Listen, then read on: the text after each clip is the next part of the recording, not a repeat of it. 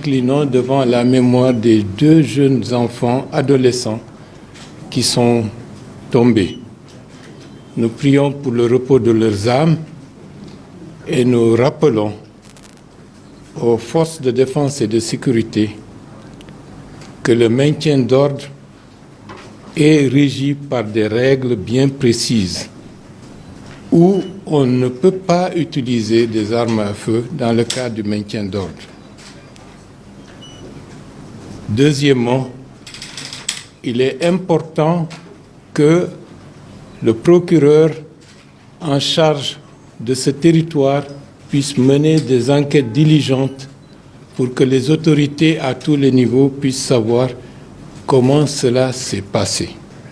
Vous me verrez régulièrement dans ce type d'activité parce que je considère qu'il faut que la presse joue pleinement son rôle. Maintenant, nous sommes des millions et des millions de Guinéens vivant à l'intérieur du territoire national et il y a d'autres millions qui vivent à l'étranger. La gouvernance d'aujourd'hui, c'est une gouvernance qui va de pair avec la communication. Et si on ne communique pas, il va de soi qu'avec d'autres types de médias, ils vont se charger de communiquer à notre place. Donc, il vaut mieux communiquer pour soi et par soi pour être audible et qu'il n'y ait pas d'interprétation. Aujourd'hui, nous sommes là, c'est évoquer la situation de la desserte en courant de nos villes pour la satisfaction des besoins de nos populations. Le directeur des DG est là, le secrétaire général qui assume la responsabilité du ministère par intérim est là aussi. C'est pour qu'il soit là comme témoin et qu'il se rende compte que ce que nous disons, c'est adressé à notre peuple et à nos populations. Les événements de Kindia ont été des événements particulièrement regrettables et nous nous inclinons devant la mémoire des deux jeunes enfants adolescents qui sont tombés. Nous prions pour le repos de leurs âmes et nous rappelons aux forces de défense et de sécurité que le maintien d'ordre est régi par des règles bien précises où on ne peut pas utiliser des armes à feu dans le cadre du maintien d'ordre. Deuxièmement, il est important que le procureur en charge de ce territoire puisse mener des enquêtes diligentes pour que les autorités à tous les niveaux puissent savoir comment cela s'est passé.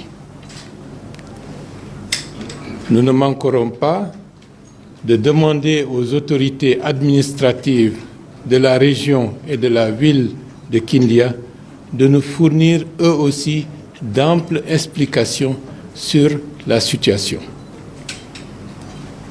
À ce sujet, nous regrettons de n'avoir pas été informés à l'avance des risques potentiels de soubresauts liés à la desserte en électricité à Kindia.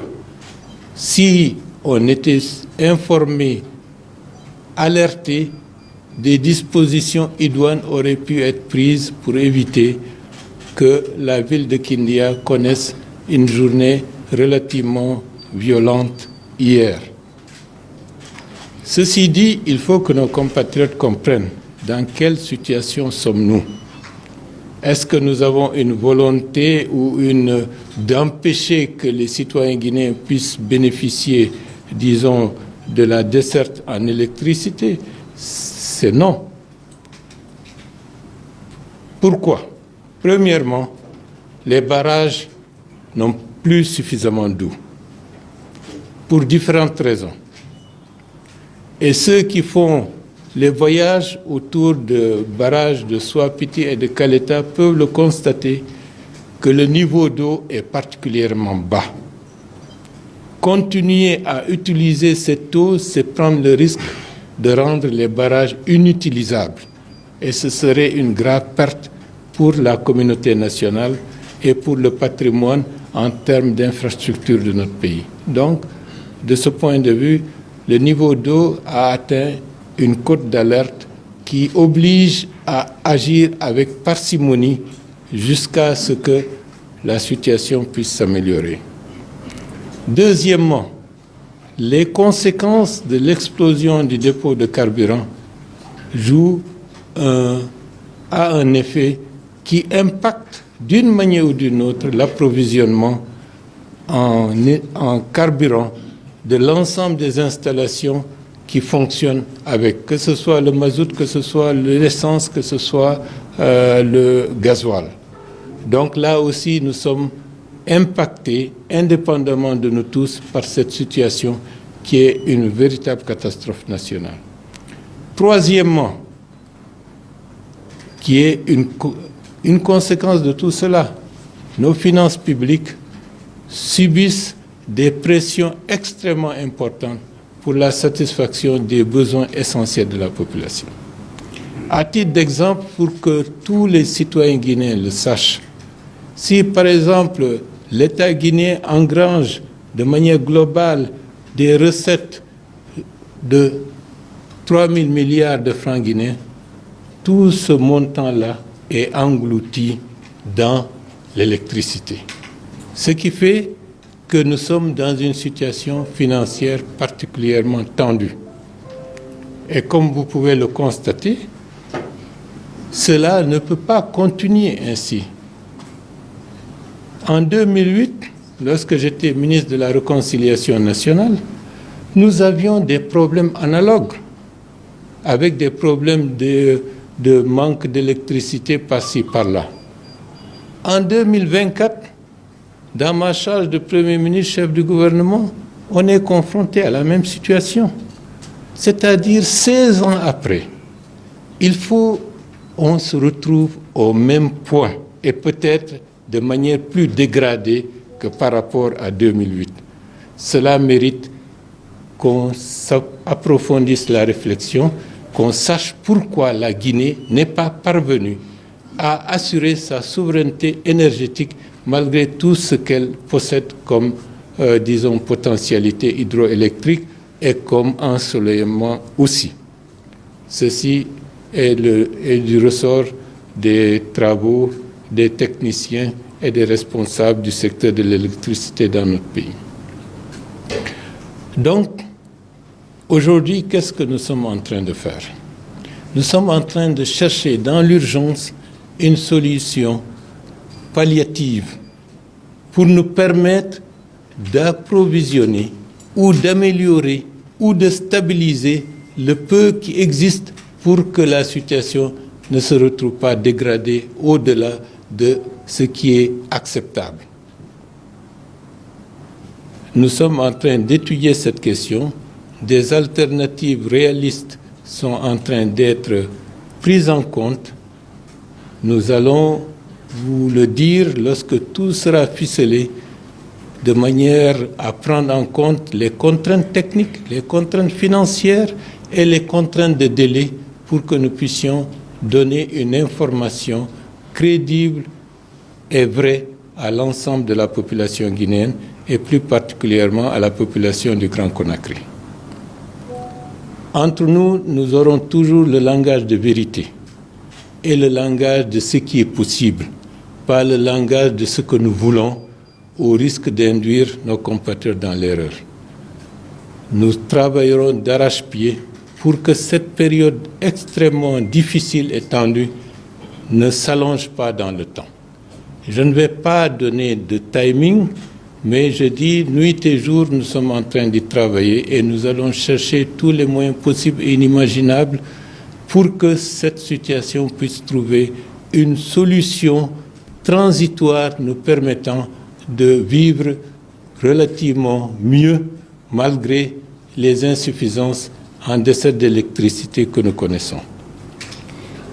C'est ce que j'avais à vous dire et je vous remercie. Bon, par rapport à la première question, c'est une possibilité d'avoir un bateau avec des centrales qui étaient privilégiées. Mais entre nous, ce projet est relativement coûteux parce que cela nous obligerait en même temps de ravitailler ce bateau. Je parle avec, sous l'attention du directeur général de EDG et du secrétaire général de l'énergie. Si je me trompe, vous allez me rectifier. Mais je crois savoir, il faut louer le bateau, il faut approvisionner le bateau en carburant pour la production d'électricité.